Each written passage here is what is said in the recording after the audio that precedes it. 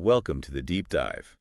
You know, sometimes a single day can just unleash this torrent of significant global events. August 29th, 2025. Definitely one of those days. A real whirlwind. It really was. And that's why we're here. We've sifted through a whole stack of sources, articles, reports, research, all hitting around that one day to pull out the key insights for you. Exactly. Our goal is to cut through that noise.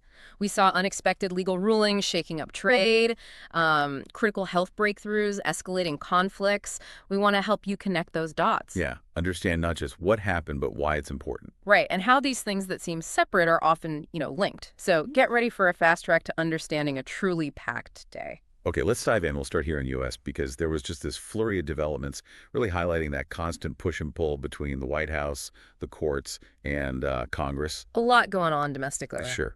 Kicking things off, tariffs were right in the legal spotlight. Now, using big tariffs to pressure rivals or protect industries, that's been a tool in the U.S. toolbox for a while. A long time, yeah. But on this Friday, August 29th, a U.S. appeals court dropped, well, kind of a bombshell. They ruled most of those Trump-era tariffs were actually unlawful. Wow. Yeah, saying the government basically overstepped the authority Congress gave it. We're talking duties on hundreds of billions in imports. So what happens now? That's huge. Well, crucially, the court stayed its own ruling. Put it on pause until October 14th. That gives the Supreme Court time to decide if they want to get involved. Okay, so a holding pattern. Yeah. Exactly. And what's fascinating here is just how fast a major trade policy gets challenged legally, creating this, massive ripple effect. It really throws that battle line between presidential power on trade and judicial review into sharp relief. So what's the immediate impact for businesses, for markets? Well, it's a mix, right? Relief for some, but mostly huge uncertainty. If the ruling eventually stands, maybe after the Supreme Court weighs in or doesn't, companies could see real cost relief. Supply chains might, stabilize a bit. Which would be welcome. Definitely. But if the ruling gets overturned or the tariffs are somehow kept in place, then those higher import prices could stick around right through the holiday season. That hits consumers directly. It's a real high-stakes waiting game. Yeah, walking a tightrope. And speaking of executive action and big money decisions, there was another major move on the foreign aid front that same day. Right, I saw that. The White House announced it was canceling, get this, $4.9 billion in foreign aid disbursements. Just halting upcoming payments for economic and security programs. Yeah. And that really escalated a fight with Congress. Okay, so this sounds like a classic separation of powers clash. Pretty much textbook. Yeah. The administration's line was, fiscal discipline. They argued some programs weren't accountable or maybe even helped adversaries indirectly. But Congress wasn't buying it.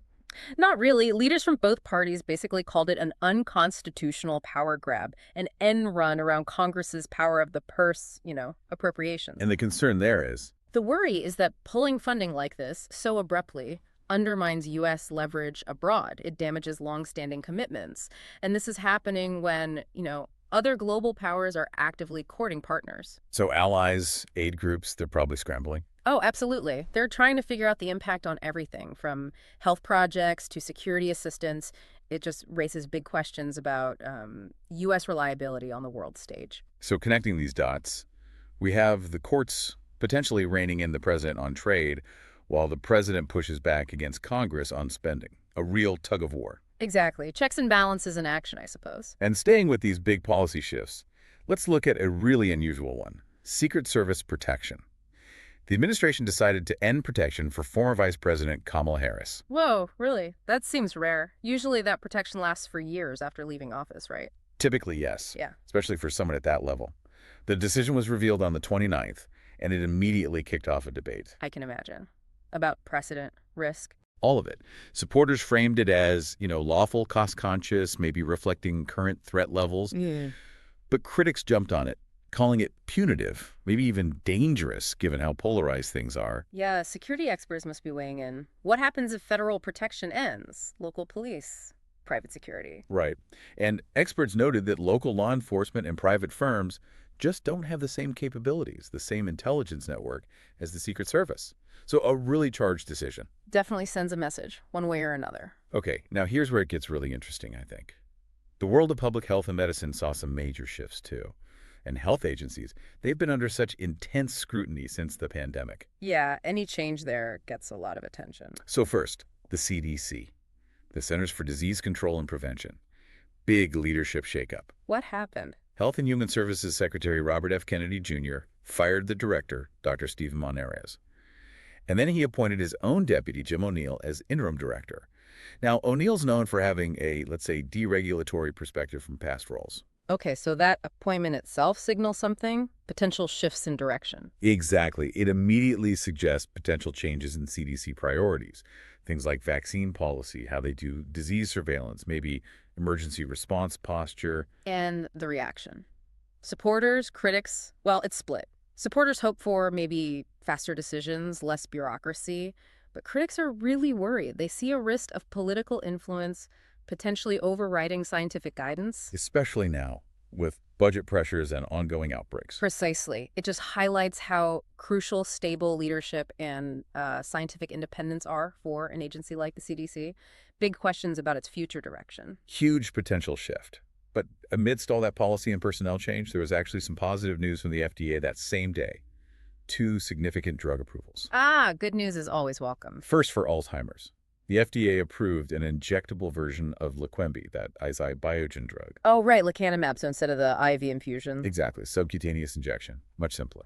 That's actually a really big deal, practically speaking. Those IV infusions are cumbersome, take hours, need special centers. Yeah, real burden for patients and caregivers. So this injectable form could really ease those bottlenecks at infusion centers. Makes it way easier for patients to stick to the schedule and probably expands access, too. Although there are still debates around it. Right. Oh, for sure. Yeah. Debates about Medicare coverage are ongoing. The logistics of scaling up biomarker testing to see who's eligible, long-term safety monitoring, those are all still big factors. But this new formulation, it's a definite quality of life improvement for patients with early Alzheimer's. Balances patient benefit against, system costs and challenges. Okay. And the second FDA approval. Also significant. The FDA approved Wayrils, that's Sanofi's drug, rilzabrutinib. It's a first-in-class oral treatment for chronic immune thrombocytopenia, or ITP. ITP, that's a rare autoimmune disorder. Affects platelets. That's the one. This is for adults who haven't responded well to other treatments, so having a new, convenient oral option is a big step forward for those patients. And the cost. Often a factor with new drugs. It is. It's expected to be available in September with a list price around $17,500 a month, which, immediately brings up affordability concerns. Oof, yeah. It fits Sanofi's strategy focusing on rare diseases, and they project significant sales. But critics are definitely pointing to the price tag, and there's always a need for really robust safety monitoring after any new drug launch, especially a first-in-class one. Okay, so major moves in health policy and treatment options. Now let's connect some of this back to everyday life and the economy. Remember that tariff discussion? Yeah, the legal challenge. Well, related to imports, there was another change. The U.S. government ended the de minimis import exemption on August 29th. Ah, the rule that let low-cost packages come in duty-free, Yeah. like under $800. It's the one. Gone. Okay, so what does that mean for people buying stuff online from overseas? Well, potentially higher prices, for one, and maybe slower deliveries as more packages get stopped for customs duties. It directly impacts consumers who buy imports online and the retailers who rely on that flow. Some worry it could even, add a bit more fuel to inflation and cause ripples across different markets. So potentially making things more expensive. Hmm? And shifting gears slightly, but sticking with global trade and tech. What about the bigger picture? Global supply chains, tech competition. That was definitely in focus, too. Specifically, the U.S. tightened the rules on selling chip-making equipment to facilities in China run by South Korean companies, SK Hynix and Samsung. Right. They had authorizations, but those got revoked. As of August 29th, now they have to apply for specific licenses, and that new regime starts in about 120 days. The message from Washington seemed to be, okay, maybe licenses for your existing lines, but forget about expanding capacity or upgrading the technology in China using U.S. tools. Wow. So putting those advanced semiconductor tools right in the middle of the U.S.-China tech competition strategy, Seems like it. that definitely complicates things for supply chains, which are already pretty stressed. And it could easily create new friction with South Korea. I mean, SK Hynix and Samsung have huge investments in China. Any unintended consequences? Could someone else benefit? Possibly. It might actually help Chinese domestic toolmakers if the Korean giants face delays. And maybe even U.S. rival Micron could gain an edge. Mhm. It just raises this fundamental question about how geopolitics is reshaping the entire global chip industry. Are we seeing a forced decoupling of these tech ecosystems? It really feels like a global chess match playing out in real time. And, the world certainly didn't pause elsewhere. On August 29th, we saw major escalations and ongoing conflicts, significant diplomatic moves. Yeah, the geopolitical front was incredibly active. Let's touch on those intensifying conflicts. First, the grim news from the Israel-Hamas war. Always difficult updates there. On the 29th, Israel declared Gaza City a dangerous combat zone. And importantly, they ended those daily pauses in fighting that had been happening for aid delivery. A new offensive was launched. Ending the aid pauses, that's significant. And they also reported recovering the body of one hostage and the remains of another. So a very heavy day. And this comes amid all that intense international pressure regarding civilian safety and humanitarian access, right? Aid groups were already warning about famine. Exactly. The warnings got even louder. Now, Israel's argument is that these operations are necessary. Necessary to get hostages back, necessary to dismantle Hamas capabilities. But the counterargument is that this risks making a catastrophic civilian crisis even worse. It makes the UN's job, getting aid in, incredibly difficult, almost impossible in some areas. It just deepened the international divisions and the humanitarian tragedy. Such a difficult situation. And shifting to another major conflict zone, Ukraine. A devastating attack on Kyiv. Yeah, that was horrific. A mass missile and drone attack on August 29th. Reports said at least 25 people were killed. Just awful. And the international reaction? Strong condemnation. The U.S. denounced Russia at the UN Security Council, saying attacks like these cast doubt on any claims Moscow wants peace. These long-range strikes really highlight the importance of air defense, doesn't it? Things like Patriot missiles and even Starlink for communication. Absolutely vital. And this attack prompted renewed calls for more air defense systems, tougher sanctions. It really starkens the contrast between Russia defending its conditions for talks and Kyiv pushing for stronger security guarantees before any negotiation. And, the risk of an even harsher winter ahead looms large. So speaking of defenses, what does this mean for Ukraine's ability to actually defend itself and communicate? Well, interestingly, also on August 29th, there was news on that front, too. The Pentagon announced State Department approval for two key packages for Ukraine. Okay. First, a potential $150 million sale of Starlink satellite internet services in gear. Crucial for battlefield communication, drone ops. Exactly. And second, a separate $179 million package specifically to sustain their Patriot air defense systems. So keeping those vital shields operational. Right. These capabilities are absolutely central to Ukraine's defense right now. Communication, drones, blunting those missile barrages. This signals continued Western support, even with peace talks seemingly stalled. Russia, predictably, condemned it as escalatory. Okay, so while conflicts raged, there were also some interesting diplomatic shifts happening. A notable one involving the UK and Israel. What was that? The UK government announced on the 29th that no official Israeli government delegation would be invited to DSEI, which is one of the world's largest defense trade shows, held in London. Because of the Gaza situation. That was the stated reason, yeah. Citing the escalation in Gaza. Yeah. Israeli defense companies could still attend, but not government-sponsored pavilion. That's a pretty strong signal. Symbolic, but also practical, definitely carries weight, underscores the strained relationship between London and Jerusalem at that moment.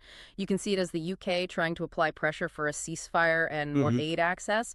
Israel, on the other hand, called the decision discriminatory. So highlighting a growing policy gap there. Seems like it, yeah. Between some European capitals and Israel's approach at that time, if we connect this to the bigger picture, it really shows that divergence. And speaking of international relations, let's turn to Russia and China. That no-limits partnership. Always a key dynamic to watch. Well, just before a planned visit to China, Vladimir Putin gave an interview published around August 30th Beijing time, but clearly timed for the trip starting August 31st. He really blasted Western sanctions, calling them discriminatory. Setting the stage for his meeting with Xi Jinping. Exactly. He was headed to China for talks with Xi and to attend a Shanghai Cooperation Organization summit. And he pledged to deepen economic ties even further. Which makes sense given the context, right? Yeah. Western sanctions since 2022 have pushed Russia heavily towards China. China is now Russia's biggest trading partner. So the trip was about showing Russia isn't isolated. That and shoring up supply lines, especially for industries hit by sanctions. Meanwhile, you have Western officials talking about tighter sanctions enforcement, while analysts warn that this rerouted trade can really blunt the impact of those sanctions. It's a constant cat and mouse game. And another point of tension, this time U.S.-China relations. Taiwan. Always a sensitive issue. On August 29th, 2 U.S. senators visited Taiwan as part of a delegation. Predictably, China's foreign ministry protested sharply, called it a threat to sovereignty. Yeah, that's the standard playbook almost. China claims Taiwan, opposes any official foreign contact. Taiwan welcomes the visit as support. China responds with military drills nearby. Raising regional anxieties again. Exactly. It's a persistent cycle of tension. Okay, beyond these major power plays and conflicts, other parts of the world were grappling with huge humanitarian and environmental crises on this same day. It wasn't just the big geopolitical stories. No. For instance, Typhoon Kajiki hit Southeast Asia hard. By August 29th, it had come ashore in Vietnam as a Category 2 storm. Winds near 100 mph. Devastating. What was the impact? Vietnam reported at least 7 deaths, over 10,000 homes damaged, and then Thailand got hit with deadly landslides in multiple provinces. Just awful. And this is during monsoon season, right? Yeah, and it connects directly to the broader issue of climate change. A warming climate generally means heavier rainfall, higher flood risks during these seasonal events. The focus immediately shifts to evacuations, emergency supplies, and there are worries about the impact on regional crops like rice. And just briefly, other crises were unfolding too. Off the coast of Mauritania, a migrant boat capsized. At least 49 people died. Tragic. Reignites those debates about migration policy, safe pathways versus stricter controls. Yeah. And in Haiti, the UN Security Council was debating expanding its mission there to combat the rampant gang violence in Port-au-Prince. A real balance between hope for intervention and the risk of more violence. A very tough situation. And flash floods hit Indian-administered Kashmir, forcing mass evacuations. Again, raising alarms about climate resilience and infrastructure needs just shows the breadth of challenges faced globally on a single day. Absolutely. It's easy to focus on one or two big headlines, but their reality is often much wider. Okay, let's bring it back closer to home, or at least to everyday economic life and societal pressures. August 29th also delivered some significant jolts there. Like what? Well, a huge story in U.S. aviation. Spirit Airlines filed for Chapter 11 bankruptcy. Again. Again? Wasn't that their second time recently? Second time in about a year, yeah. Citing just a massive cash crunch, mounting losses. Their expenses were running at like 118% of their quarterly revenue. Just unsustainable. Wow. So what's the plan? Restructuring. They plan to shrink, basically. Reduce their fleet, cut routes, try to find a viable path forward during the restructuring. You know, this really puts the spotlight on the pressures facing that whole ultra-low-cost carrier model. How so? Well, they're dealing with shifting consumer tastes. Maybe people are willing to pay a bit more for reliability now. Plus, operational problems, higher fuel costs, labor costs.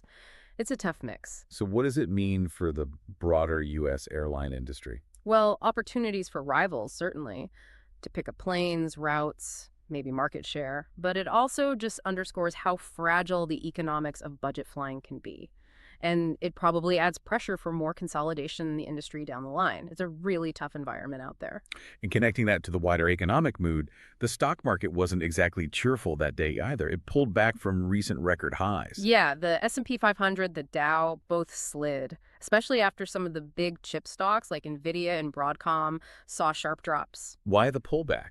Any specific reason cited? Well, it needs context, right? The market had been hitting records, largely powered by tech. Analysts pointed to a few things converging. Renewed worries about trade policy, maybe linked to that tariff ruling uncertainty we talked about. Plus, persistent inflation concerns and maybe some signs that consumer demand is starting to slow down. So it felt like investors were getting a bit cautious, maybe reassessing the high valuations, especially in tech. A bit of a reality check, perhaps. And beyond the big economic and policy headlines, communities were dealing with some really tough social issues too. We don't need to dwell, but important to acknowledge. Right, like that tragic church shooting in Minneapolis a couple of days earlier, August 27th, deemed a domestic terror attack. 2 children killed, many injured, sparked calls for better security, addressing extremism. Just awful. And elsewhere, mass protests erupted in Indonesia around late August. Started after a delivery rider was allegedly killed by police, but it tapped into wider anger about public sector pay, too. Calls for major reforms there. These things often have deeper roots. Yeah. And in the UK, a court ruling involving asylum seekers fueled debate. The court said they could stay in a hotel where an alleged assault occurred. Divided opinion between advocates focused on humane treatment and critics worried about risks. Complex issues with no easy answers. And even something like severe plane turbulence. A United Express flight hit extreme turbulence, sent 2 people to the hospital.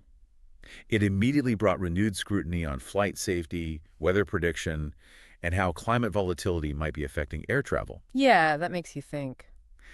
But, amidst all these challenges, the conflicts, the economic worries, the social issues, there's actually this one remarkable story of resilience that emerged from Ukraine that day. Oh, what was that? Remember we talked about Kiev needing support? Mm. Well, on that same packed day, August 29th, the Ukrainian telecommunications giant Kyivstar Yeah. became the first Ukrainian company to start trading on the U.S. NASDAQ stock exchange. Wow. Really, amidst everything. Yeah. It's obviously more than just a stock listing, isn't it? It's incredibly symbolic. Cool. Doing that amidst the hardship of war. It sends such a powerful message. It's got to boost investor confidence, at least a little. And it signals this, positive outlook for Ukraine's long-term recovery and integration with Western markets. And it's just a striking statement of determination, of hope, showing that even in the darkest times, there are these glimmers of future possibility. It really is astounding when you step back and see how much the world can shift, how many different stories unfold in just 24 hours. Absolutely. We've covered critical U.S. legal rulings on tariffs, foreign aid cuts, big shifts in health policy at the CDC, alongside genuinely hopeful news like that Alzheimer's drug approval. Right. And then the geopolitical chessboard, U.S. chip controls, the intense fighting in Gaza, the attacks in Ukraine, balanced by diplomatic moves like the UK-Israel spat and Putin's trip to China. Plus the economic tremors, Spears bankruptcy, the market pullback, and those wider humanitarian crises like Typhoon Kajiki, all contrasted with that powerful Kyivstar listing. And hopefully what comes through is how interconnected it all is, even when it seems disparate. That tariff ruling, it could hit your wallet, which affects market mood, Yeah. geopolitical tensions over chips, that messes with supply chains globally, policy changes at the CDC, huge implications. Medical breakthroughs offer hope. Understanding those layers, those connections, that's really key to being properly informed, isn't it? It really is. So what does this all mean for you listening right now? I think it means staying engaged, looking beyond the headlines is just more crucial than ever. Taking this kind of deep dive into the why gives you such a richer picture than just scanning the news feed. Definitely. And maybe here's a final thought to leave you with. In a world where so much can change in just one day, how do all these rapid-fire developments, the conflicts, the breakthroughs, the policy shifts, Yeah. how do they redefine our sense of global stability? And looking ahead, what new challenges or maybe even opportunities might grow out of these very headlines we discussed today when we look back, say, a year from now?